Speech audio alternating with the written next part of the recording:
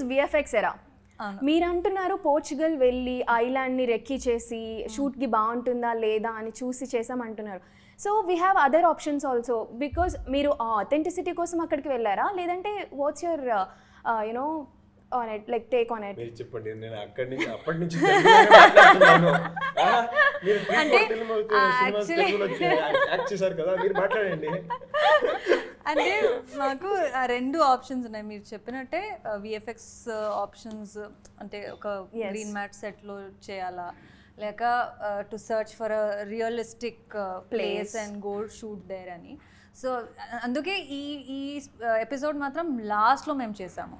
So అన్నీ finish చేసి Devalokam, the coastal line story and real ఇప్పుడు ప్రెజెంట్ లైన్ స్టోరీ అన్నీ ఫినిష్ చేసి తర్వాత ఇది లాస్ట్లో మేము అండ్ వీ కెప్ట్ సర్చింగ్ అలాంటి ఒక ప్రాపర్ రెప్లికా ఉన్న షిప్ దొరికితే అండ్ మొత్తం అన్ని అట్మాస్ఫియర్, షూటింగ్ అట్మాస్ఫియర్ అన్నీ ప్రాపర్గా అది ఏంటిది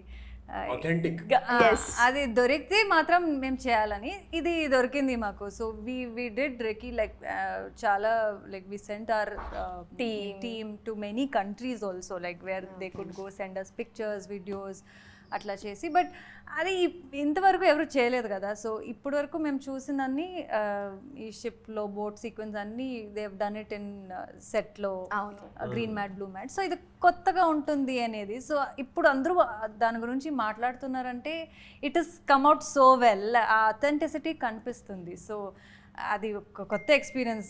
దుష్యంత్ చెప్పినట్టే it was not a easy task. చాలా you know as actors for us and technicalities, ఆ కెమెరా పట్టుకోవాలంటే కూడా చాలా కష్టంగా ఉంది. So they were still moving, ఆ గింబల్ని పట్టుకోవాలంటే.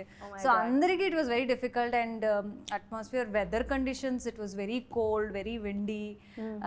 ఆ లైటింగ్ ఎక్కడ వెళ్తుందో అక్కడే ఫాలో చేసుకుని వెళ్ళాలి. So it was not a easy task, but it was all worth it. ఇప్పుడు అందరూ చూసి ఓకే రియల్ లాగా వెళ్ళి అక్కడికి వెళ్ళి చేశారా అని.